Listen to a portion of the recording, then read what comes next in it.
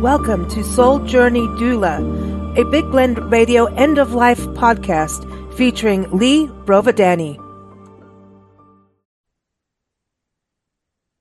Welcome, everyone. Today on Big Blend Radio Soul Journey Doula podcast with Lea Brovedani, we're going to talk about communication.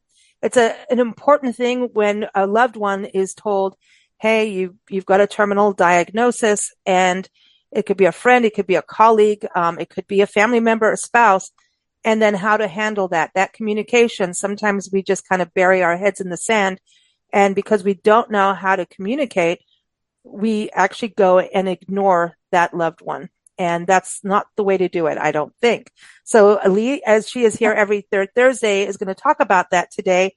And one of the things we do want to touch on is her 5 pillars of work as a death doula or end-of-life midwife. Am I saying all that right? Welcome back, Lea. How are you? I'm good. I think that people by now understand that, end-of-life doula or a death doula, a death midwife has a different connotation, but we won't get into that. But yeah, let's talk about the 5 pillars that really should come into play when you are dealing with, or you have someone, or you are the person who has found out that you've been given an end of life date, because all of us are going to die. Some people just know when. So Imagine you're getting the news, and I remember being with my father in the hospital room when the doctor came in and gave him the news. And what I saw go across his face was, the first thing was fear and a little bit of panic. And it really quickly transitioned to acceptance and then a little bit of sadness. So there's all of those feelings, and there is no right or wrong way to feel. But if you look at the 5 pillars, the first one is around spirit. And it's about upholding all of those beliefs and practices. And what does that mean to you? And then emotions, like honor your own emotions, but honor the emotions of the person. So if, let's say that you're the loved one or the relative or the companion, and you've just been told that someone you care very deeply about is dying. Well, there's 2 things to do. First of all is honor their feelings and honor your own. And sometimes the communication is, I don't know what to say. How are you doing? And just being honest. And then, there's all of the things. What are you thinking in this moment? And everybody wants, or most people want, to feel like their life had meaning.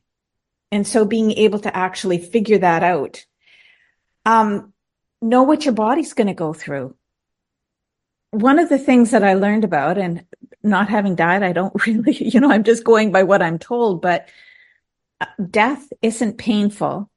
What is causing the death may be. So if you have cancer, or if you have a terminal illness that is painful, then there are things that can be done to help alleviate that pain. But as far as the emotional side of it and being fearful, the actual process of leaving this earth and going to wherever we go to, from everything I've seen and from everything I've been told and know, that isn't painful. And then finally communicate, what are the practical things? Like, if you're going through this, who do you want around you? What do you want done with your body? Where do you want to be buried? All of those practical considerations. Where do you want to die? And you can even say, okay, I'm going to contact so-and-so and say, listen, I'm being practical about this, to kind of keep that in your headspace, and you're allowed to be emotional. I think having those feelings, and then the practical side also, when it's a friend or loved one and you go, hey, let me be practical. How can I help you in this?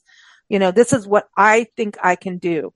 is this going to help you, yay or nay kind of thing? Yeah. Is that because sometimes we want to help, but we really don't know where to go, but you can look at what the situation is and be practical about it. See what your skill set is. And is it, hey, I know I can at least bring you a casserole once a week. Yeah. You know, that's Or, something in my like wheelhouse. you've got a dog. But not from me, y'all. Don't listen, you don't want to go sooner than later, Yeah. So you don't want my honestly, cooking. Lisa, saying. you and I are such animal lovers that I would want to know that my pet was being taken care of. Oh So yeah. if you are Boom. someone who can help with that, then that is a huge relief for the person. So all of the practical things, like what's going to happen with all of the things. I know people who say, before I go, I want to be able to hand over the jewelry to the person that I want to get it. I actually want to be able to see that they have it so there's no fights, that, like I'm going to communicate that. So there's just so many practical things that you have to look at. And then one of the things, if you've been given a terminal diagnosis in both the United States and Canada, they have, in Canada, it's called MAID, which is medical assistance in dying. And in different states, you can actually go through it. If you've been given a terminal diagnosis, you can actually decide when you want to go.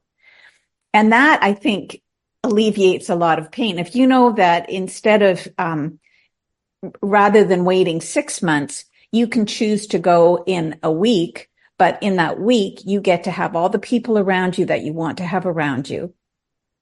And you can go a lot, it's a lot more peaceful. You can have the music you want. You can have the opportunity to say something to everybody that you love. There's different things that you can do, and you can communicate what it is you want. You can die with dignity.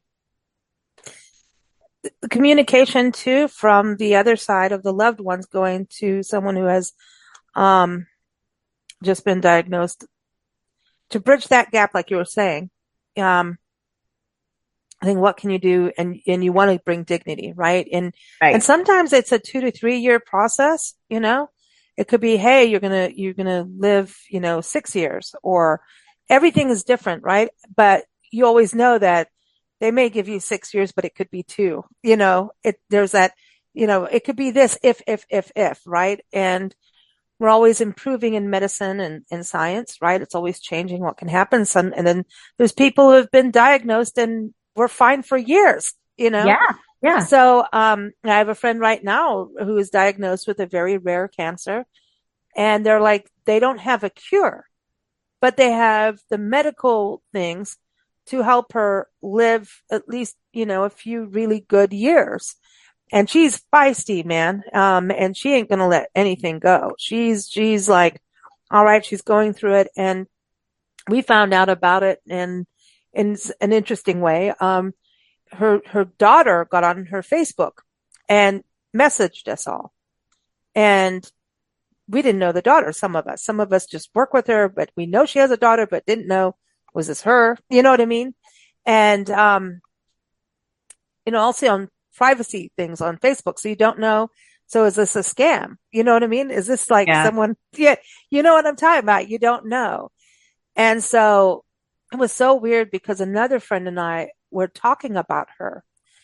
And this happened the next day, like literally, it was weird that I get this message, and a friend of mine, we're talking about her because we're working on this project and thinking, hey, she would be great in here. She would enjoy this, and talking about her. And then the next day. And so then I go to my other friend, right? So trying to keep some privacy here, everybody. So anyway, I say, hey, did you get this? And she's like, no, but so we were trying to, she goes, well, it doesn't seem like a scam, but it could be a really good scammer, So I said, well, there's these language things here. I said, but this sounds like it could be because of this kind of language used, right? Not any foul language.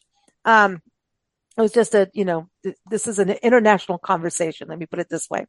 And so we go through, and so she's like, well, I got this contact. I'm like, cool. And it turns out, yes, it was indeed her daughter. It was not a scam. And then her daughter goes, oh, I better go and properly put this on Facebook. And then she started emailing everyone, and she sends us these updates of how our friend is doing. And instead of shy away, cause you could just shy away and just see what happens, right? You don't have to be Right. bothered if you want to be that person. We hope we don't be those people. And so I am, and by the way, we're going to do a show on that. Don't be that person. It's going to be in the new year.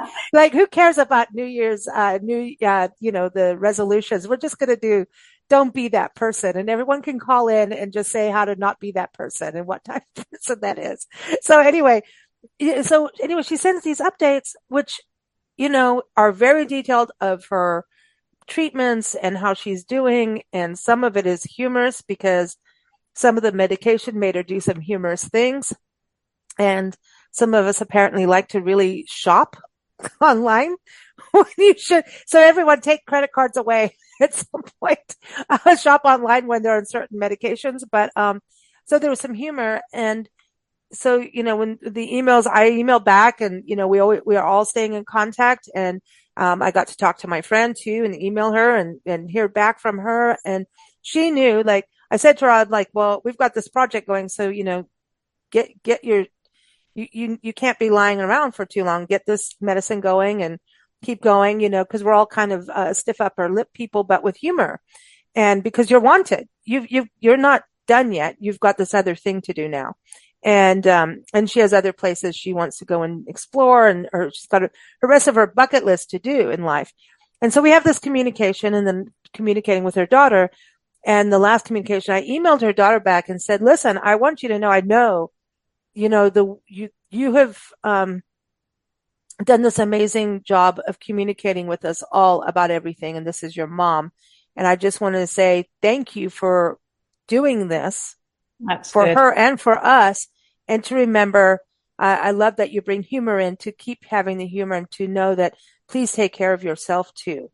If there's anything we can do, let us know, because I know it's not easy what you are personally going through as well. So that brings up, like, I love that. And I love the fact that you were able to make her feel better, because I'm sure she was going through a lot of grieving too, and being able to say, this is really appreciated. Keep on doing this.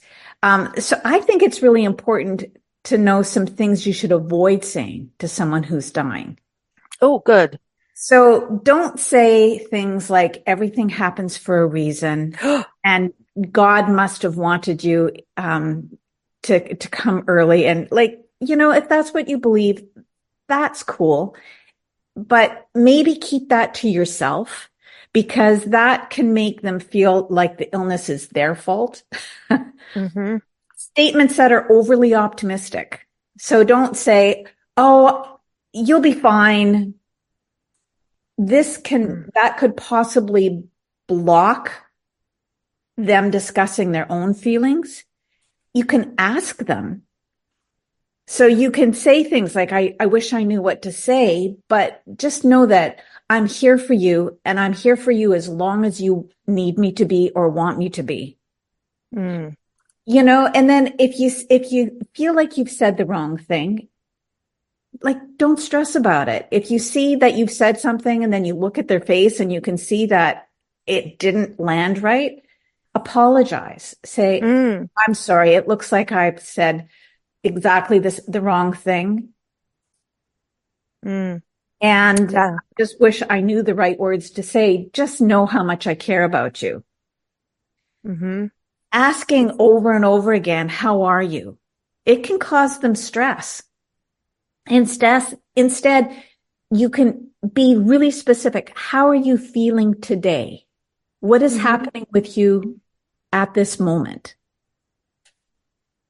And I love that you said something to it, because sometimes, you'll get bad news. And I can remember my cousin, when her mom died, and I didn't know what to say. So I said nothing. And fortunately, or unfortunately, whatever way you want to look at it, this is a cousin who is not afraid to speak her mind. And she called and tore a strip off of me and said, when I needed you, you weren't there for me. Why didn't you call and say something when you found out my mom was dying? Now, this happened before I ever became a death doula. it would not happen now. And it was part of the reason it would not happen now is because she did that.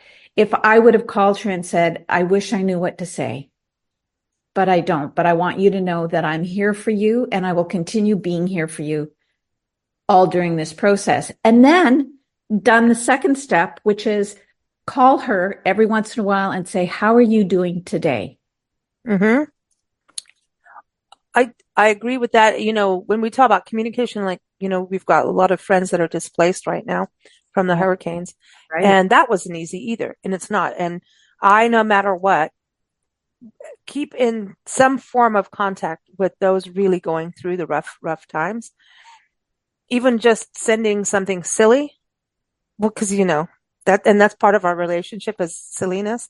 So there's, you know, when people are going through tough times, you've got to remember when someone is diagnosed with something terminal, that it affects them and then their immediate family, right? Or immediate group of friends. There's others affected. So it's important to all check in, almost like a care group for each other to help this one person, right? Yeah. And don't go into, I know how you feel. I've gone through this before. No, you don't. Your situation is not exactly the same as this person's. Never is. It never is. I've done that in regards to how to handle insurance and stuff like that. So that's where the practical side comes in. Like, Yeah, absolutely. okay, this is my experience with this, and this is how I got around some of this. But like, you know, that's the other thing. The medical diagnosis, there's the emotional side. It's a reality side. It's you know, I'm not ready to check out side, or, you know, but then there's all of that crud that people have to go through that sucks. The insurance, the medical system, all of that, right? And all those details, the practical things of setting up even, you know, funerals and all of that stuff is really difficult. So it's kind of like, I almost feel like you get to step into a different persona in a way to handle that. You almost like envision yourself putting on, you know, a Superwoman cape or something, or Batman or whatever you want to do. Go into a different persona to handle it, you know, because it's not touching you, even though it is, you know, and people helping you with it. That system is so messed up. So people are diagnosed with something terminal. You need someone who is going to help you there with being extra pair of eyes, ears, everything that you can truly trust. And you can truly trust people for certain things. You could have a best friend, but they could be really great at really comforting you, helping you get bathed and fed, but they're going to suck at the Medicare stuff, right? So you're going to have another friend that's really good at that, but they may not be the most emotionally compatible person, but they'll get your stuff done. And sometimes we need those. So everyone has a different role, right? So, and you know, if you want to, for those of you who are listening right now, get your pen and paper out and write down these things that you can say to someone. So one of them is just, I love you always. I love you. You're not alone. We're in this together, but only if you are. Don't say that and then bail.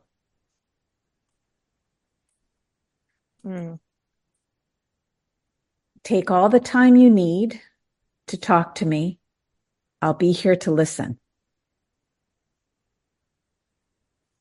Say, if you want to talk, I'm all ears. So with that comes, now is not the time to tell them about your problems. If this has been a person who has always been there and has been a great listener for you, and you've been able to go to them and tell them how, you know, it was so shitty that this happened to me, all of those things, I want you to put them in a bag and leave them at the door. And once you walk through that door and you're talking to them, all your stuff, all your stuff is left outside. It is no longer about you. My girlfriend is just going through, her mother is terminal, and she is one of 5, and her mother are really close. And there's also the sibling who the mother always pretends she's sleeping whenever she comes to visit because she talks about all of her problems. And she wants to be there when her mother passes, but the mother doesn't want her to be there. Wow, that's hard. And so, my friend was saying, oh, so maybe we'll just not tell her that, it's close to the time. And I said, you know what? The last thing you want to do is lie during this period because it'll come back. It's always found. The other thing is it's not about satisfying the difficult relative. It is all about the person who's dying.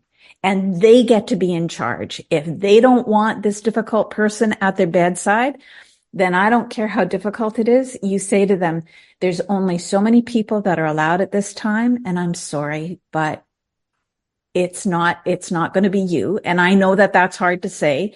Find a way to say it. And then secondly, if you want it to ease it, after the person passes, their spirit is still in the room. It takes a while for that soul energy to leave.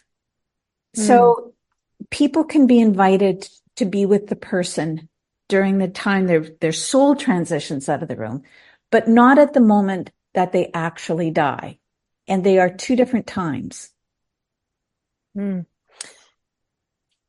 That's a good point. And also, I want to touch on communication when sometimes death comes quick, in that you don't expect it. We talk about you could step outside your door one day and boom, a bus hits you. That's an old saying, right? But that stuff happens, truly. Look at the hurricanes, how many people died in them. Look at how people died in floods in Spain. And, we have a lot going on. And, sometimes you just you're not, it's that time and it happens. And how to console people that go through that and remember those steps of grieving, right? So there's so many different steps and understand. I have friends who have, gone through some grief and didn't realize, and they just thought they were fine, and even colleagues. And then one day just totally ripped my head off for absolutely nothing. And I'm going, oh yeah, she's at that point. And having to not to emotionally balance myself and go, oh, you need to not take this personally. You can deal with this, even a year from now, and make sure you're on track with them as a loved one. You know what I mean? Right now they're hurt.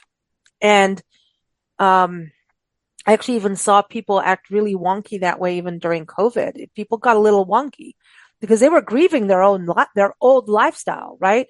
And people didn't realize that we had mass grief in a way.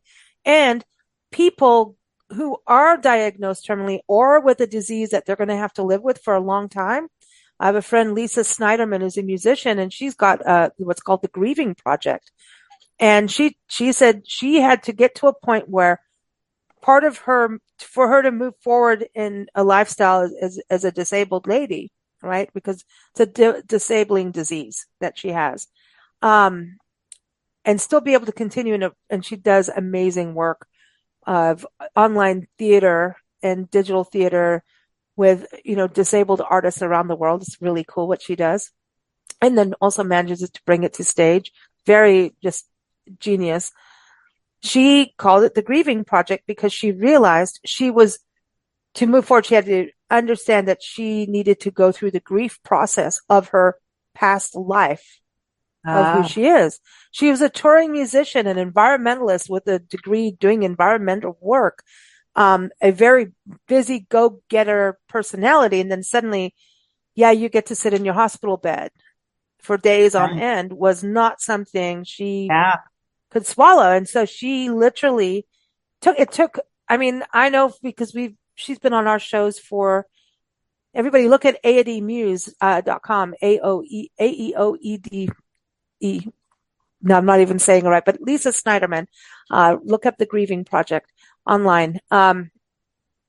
she had to grieve her life to be able to move forward and know, and then that's kind of what I think people go through too when you're given literally like, hey, you've got X amount to live, or we don't know Yeah, how long you're going to live, but no, you're terminal.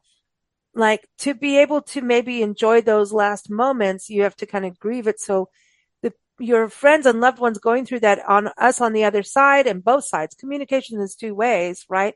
Have yeah, to understand that part because there's grief and then there's going to be the next level of grief that comes after the passing, right? yeah, So I just want people to understand that like the emotions, what you talk about in the five pillars, man, emotions can go all over the place. And if you understand those stages absolutely. of Yeah, grief, right? Doesn't that yeah, help? yeah. Elizabeth Kubler-Ross talks about the stages of grief. And they're when the person is going through the dying process. So that's a good book to read. But one of the things that, people are, is it okay to tell a dying person that it's okay to go? And you probably have heard of that too. Mm-hmm. So, saying goodbye, yes, and giving them permission. When my father was dying and I was in his room with him, we realized that he was really holding on because my mother and father had been married for over 50 years and he was worried about her. So we, and he died. This happens quite often. We said, we love you. We want you to know that we'll be there to take care of mom, and it's okay to go when you're ready. You can be free of pain. You and mom had a wonderful life together, and we won't abandon her. So he needed to hear that. So if you know the person and you're with them, it's okay to say to them, it's okay to go. So those are all things communicating, like this is such an important conversation for people to have. And Lisa, I'm so glad that you suggest a lot of the topics that we do, because this is really an important thing for people to understand and know. I think it's a hard thing. And a lot of times, it's just even, it's just be kind and open, and understand that it may not even be accepted sometimes. And because of timing can be, you plan to do this, you have it all written in your head of what you're going to say. And then you go to say it and that lady or man may have been in the bathroom throwing up right before you said it and just didn't feel ready. Yeah. When I'm talking about people going through a medical issue, it's real, man. And it's like you feel your body's going through things. And if you have people helping you, I know that it's even hard for people to accept help, Yeah. right? Yeah. So it's a thing where I love your practicality over it because I think there's the emotions. So we all are aware of those, right? And then get into the practical side is like, let's just say, well, let's be practical about this. I kind of feel like that's a good way to jolt everybody back to reality and moving forward out of that. You have to go through the emotions, right? But the practical side is how can I bring some practicality to your life, which means to make it easier, those kinds of things. Yeah. And But it can be hard, you know?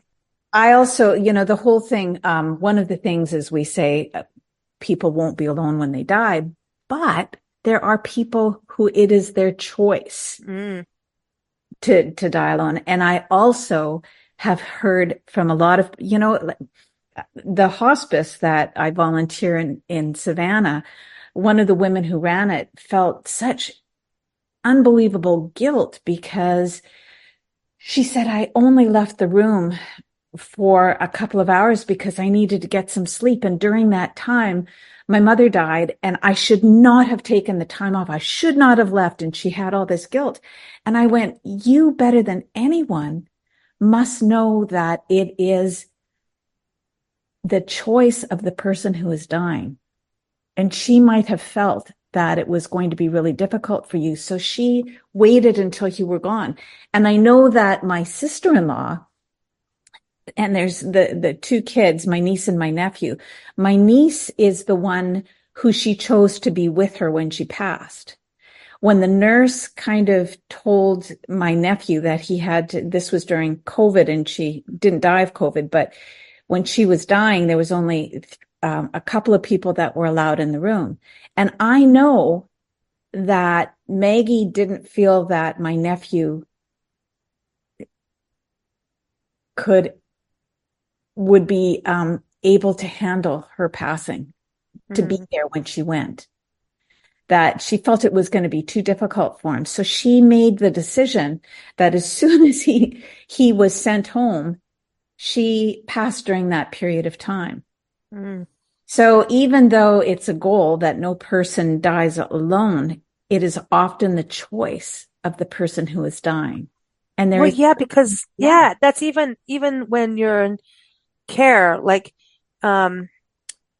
you want somebody else that doesn't, there's the whole thing of, sorry, I'm going to go there, into, okay, now you're wearing diapers or something like that. Yeah. You want somebody else other than maybe your husband or spouse, your wife, to do that. Yeah. Do you know what I mean? It's kind of like you want to have that disassociation so that you can go through it, because there's a shyness that comes with things like that, no matter what you've been through in life, right? There's this, I don't want you, there's this, it's dignity too. Yeah. And then there's someone that that they are trained and qualified and chose that role to do so. That makes it feel better. It's, I hate having to, take clothes off. You go to the hospital or a doctor. It's like, oh God. But then, they see a bunch of, they see belly fat every day. It's not just mine, Yeah. whereas do I want all my friends to see my belly fat? No. You know what I mean? But if a doctor is seeing it every day, who cares at that point? It's kind of this other, that's that dissociative thing. That's like that practical part I'm talking about. Like, we need to, like, kind of, there's this weird thing that, you know what I mean? It's weird. I don't know. Yeah. And I love the fact that, when you were talking to the daughter of the woman who was dying, and I know that my feeling is she would have found such comfort with you saying to her, you're doing a great job. Mm-hmm. Because people are going, I don't know what the frig I'm doing. See, fudge. I don't know what the fudge I'm doing, Lisa. And I want fudge. It's the holiday season.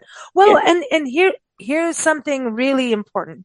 You when you said fudge, it's the holiday season is here.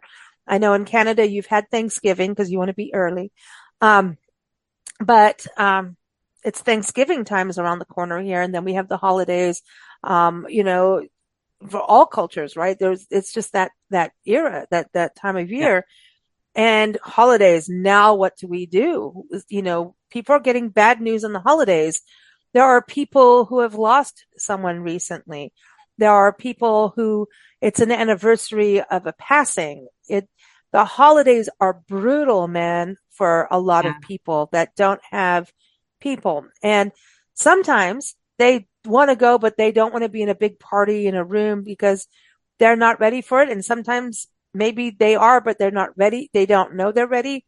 So this is a tender thing also in communication. I feel like there's no harm in doing something positive for someone during the season or anytime, right? Yeah. An invitation, even if they can't come, going, we'd love to have you. Is there a way you can? If you'd want to come, or can we bring you a plate? Can we, or sending some flowers? I'm a big person on like flower power, like, orchids. Oh my God, that is the flower. That is the love flower of the gods. They are. And if you want to seduce anybody too, that way, like, but orchids are great gifts. I'm a big fan of them because they do not take, people always think they kill orchids. You don't need to overwater them, y'all.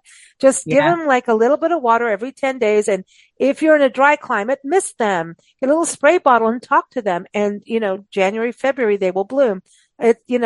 Poinsettias, it's that season too. But listen, dogs do not like poinsettias. I just have to say that too. I'm in a mode now. But honestly, do something to show care. Sometimes a homemade gift a homemade card, something that truly shows it don't even think about the expense. It's not about that. It's about actually showing true, genuine, authentic care.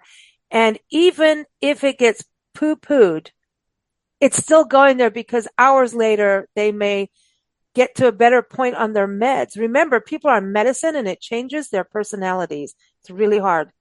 And pain and can distort a personality. Pain, fear distorts a personality. So everyone takes time to digest something. Someone may sit there and, go, oh, you're thinking I'm dying. I'm not going to die. And you sent me this, just because of that. But then, deep down later, the gruff personality deep down has some softness in there, right, Lee? You know what I mean? I want people to not pursue kindness over the holidays, to do it and understand that sometimes it won't always be well taken, but deep down someone's caring, right? So one of the things that I think is, and tell me if I'm wrong. You're allowed on this podcast to tell me if I'm wrong. Well, the one thing that I'd love to have people do is to give flowers now before the person is dying. And by giving flowers, I'm talking symbolically. So if I want you to think for a moment of that person that you care about, that perhaps elderly relative or the person who's been going through a lot of medical problems, to thank them now. And thank you is such a comforting phrase for people. But when I say give flowers now, if you've been thinking of doing something to honor them, do it now. My friend Charlie had Lou Gehrig's disease. Mm. And Charlie was one of he was the most full of life of anyone I knew. And when he found out, he started having parties and people around him, and he had an early funeral because he said, why would I want to be dead and not know all of the great things people were going to say about me? So he did the opposite things, that all of the things that he knew people might have difficulty saying to him, he set the stage so that he had this funeral and he had people eulogizing him before he passed. So you don't need to be Charlie in order to do that. What you can do is go talk to the person, go talk to the uncle that you've always really loved and he's getting a little bit older, and thank him. Mm-hmm. Go tell the person that you love working with, go talk to all of those people, say your thank yous now, give them the flowers now. And the flowers are anything that makes them blossom. Mm-hmm. And it could be something other than flowers that that's something. Well, that's what I'm talking about. It can be, just talking. It could be them out candy. For lunch. Yeah. Candy. It could be whatever that makes them tick. A hug, holding a hand, just doing all those things that are really special to the person. And if you're having, if you're on the outs with someone, for God's sakes, get over it. Oh, yeah. Honestly, move on. Life is short and sweet, right? And hard. Yeah. But, you will feel better if you move on. Yeah. Because when the person's gone, you're going to go, oh, crud, fudge. I should have, right? And honestly, holding resentment is not good for you. And it actually is, doctors have said holding grudges, holding all this negative stuff actually is cancerous to us. Just saying. There's a thing. I didn't make it up, Doing that is like drinking the poison and expecting the other person to die. Yeah, exactly. It's not good. No. You got to let go. Oh, we've talked about letting go before on the shows, right? Let go of that stuff. because we're all human. Our friend Shelley Wizen always talks about that. She's a life coach, and she always says, listen, we're all human. And you just have to sometimes look at someone going, look at them. They're being human right now Yeah. because we ain't perfect. So Yeah. we're all human, and it takes sometimes years for us to all get on the same plane because, Yeah. one person grows this way, one person grows that way. But like, sometimes just hold that space of where it was working and good. I Yeah. was talking to a friend who's dating a new person, and I said, even you had this other relationship before and it wasn't working, and they were, they had to pretty much divorce, right? And they were at this stage of being very much a platonic relationship. So it wasn't bad. It was just like, I'm bored, y'all. This is like not a loving, cozy, caring, hold-handing relationship. It died, but they're friends. And so she moved on, and, all those proceedings and everything. And she's got a new place, and she's like, I've got a new boyfriend. She says, I don't know if I should even call him that yet, but like, he's really supportive in these other trying times I've been having, but funny, he's making me laugh. And I said, listen, so long as he's not a murderer or something, if he's making you laugh and you feel good, that's great. The same as, the previous relationship. At some point, you had a magical, wonderful time, and you've got to hold on to those times, because at that, and I'm saying, if so long as this person's not a psychopath or anything, right? Everybody connects with somebody at some point for some reason, that there's a bond. And then the relationships grow, and you find out that, oh, well, this is different, that's different. But remember the initial spark, whether it's a friendship, a client, there's some initial seed that was there, unless you were hoodwinked and scammed and they're a psychopath, right? So I'm just saying, when you say let go of that, go back to that place of joy. Okay. And remember, the joy is my point, because there's joy in all relationships. In some place, there's a piece of joy that you can remember, because we're human. We ain't perfect by a long shot. But if you can go to that place of joy, that will benefit you and the other person, right? I don't know. I'm not like a therapist or anything, but I do know that when you find the place of joy with that relationship, it trumps out the negative, it wins. So Yeah. oftentimes. I am going to leave on a quote from someone who is, I love everything that Mary Oliver writes. And she said, tell me, what else should I have done? Doesn't everything die at last and too soon? Tell me, what is it you plan to do with your one wild and precious life? Very good, Lee. Always good to have you on the podcast, everybody. Lee is here every third Thursday. Keep up with us at the Soul Journey Doula podcast. You can find us on Spotify, Apple, YouTube, everything. Thank you for listening. We hope you have a wonderful Thanksgiving for everyone in the States that celebrates Thanksgiving. And we will be back next month. So thank you so much, Lee. Thanks, Lisa.